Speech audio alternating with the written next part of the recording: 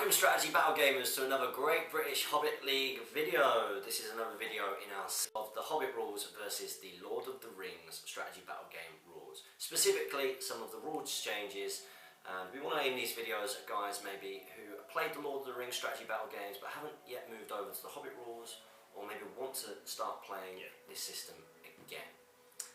Yeah, the changes to the rules have been great across the board. They've been well received. There's been the odd one or two which people haven't been happy with, but this video is going to focus on the changes to the shoot phase of the game and basically what's changed there.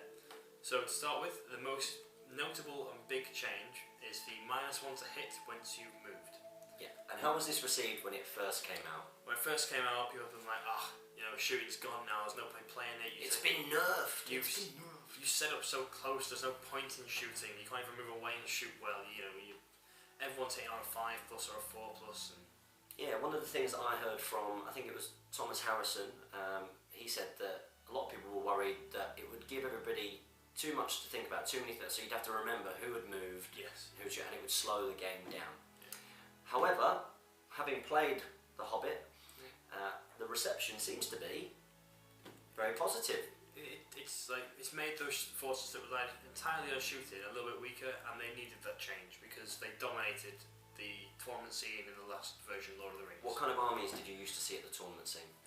Very heavy bow forces for both Grey Company and Harad, they still get it, and Wood Elves. I know I took it one year, I think it was 15 Grey Company, backed up by 10 Wood Elves with spear and bow. And 25 shots a turn with 2 sets of volley fires. There was so much.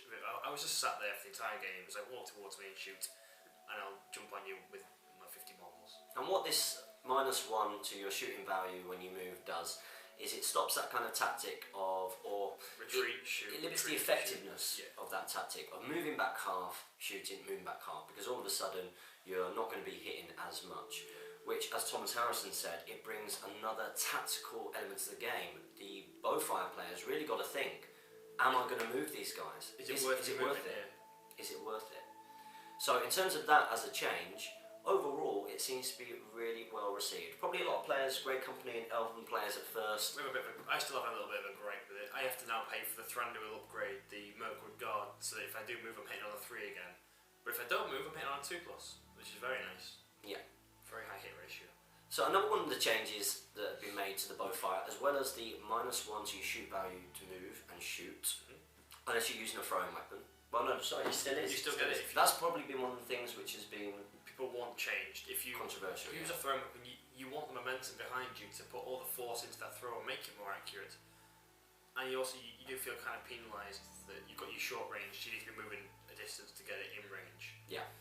But you don't just want to stand there and throw. You want to be moving and throwing. Now another change, and again this has been one which was controversial at first, particularly for bow-heavy armies. Evil armies, I think. Yeah, evil armies was there's no more volley fire. Now if you can explain to everybody who doesn't know what volley fire is, what volley fire was. So volley fire was an old rule. It was if you had more than 10 bow-arm models of the same style bow, so if you all have an orc bow, you get to double the range at which you shoot. So it goes from 18 inches to 36, but you only hit on a 6, and your shots can scatter randomly. So you pick a target model, and then the first shot is chosen by the opposing player, so you put it on a model within 6 inches, then you get to choose one and so on and so forth. And you tended to find a lot of armies would take 22 archers, especially with goblins or orcs, but they're dirt cheap to get. They'd have 2 sets of bowfire, and they'd be pinging a shot into a hero every time. And the entire game sort of became this style of who wins the volley fire war. You might lose a hero, knock a few wounds off, and then it wasn't enjoyable. Sounds like it's definitely something which benefits guys who've got a lower shooting value. Yes, definitely. So with Wood Elves, I used to have to run forwards and be like, well, I'm going to run forward and take these volley fire hits because it's not worth me sacrificing my 3+ shoot value. Whereas your 20 goblins, they've got 5s to hit anyway, so they're not going to hit. They might as well volley fire because they get the extended range. So it's kind of taken away that element of the game. And how has that changed the whole kind of meta? And well, you see a lot of now more just purely combat oriented armies. Like Evil very rarely bother with shooting unless they're Harad because they've got their special poisoned arrows and bow limits. But you tend to see people throwing everything into combat because you can essentially start up base to base if you want. So there's a lot more. You get into the action much quicker, and there's less of this dragged out first like half. And that's going to change as it to deployment. Is that a change? Yeah, change deployment. The old scenario is you used to like walk on or set up 6 inches from your board edge. Right. So you'd start with like a 32-inch gap between you. Whereas now you can start up like shield walls. Did that change with that the Hobbit rules? That changed when with the source books. With the new source books, when they came out, they changed the scenarios and we got all the new ones. So again, it gives you something to really think about. You know, it's always interesting when you've got that warband of bows and you roll a 1 to 3 and you're like, I don't really want to set them in the middle. I don't want them in the middle. Well, you know, that's as it takes away that kind of tactic, or the game's being dominated by that kind of tactic. For too long, yeah. For too long. So there's no longer any volley fire, and how's that been received overall on the circuit? Thumbs up? Big thumbs up. People kind of got sick of it because I know the opponents I played against when I had that double volley fire from the 2 forces. It was just, you know, you're putting wounds on heroes who would, you know, sometimes heroes might take 2 wounds, use a fate point, and they've got to spend the rest of the game hiding 6 inches away from the army because they can't afford to be shot by Bonfire at that long range. So, which takes away some of the fun and the realism, I suppose, as well. Yeah.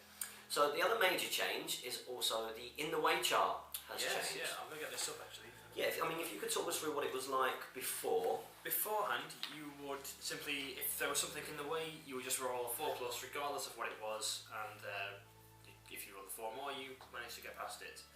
Now it's changed a little bit. Now there are variable scores you need to get usually past. So it starts at 3+, and this is for things like flimsy fences, bushes and crops, and long grass. Stuff that might not really stop an arrow in real life. It might just like fly through it, reduce its strength, but it's still going to hit you.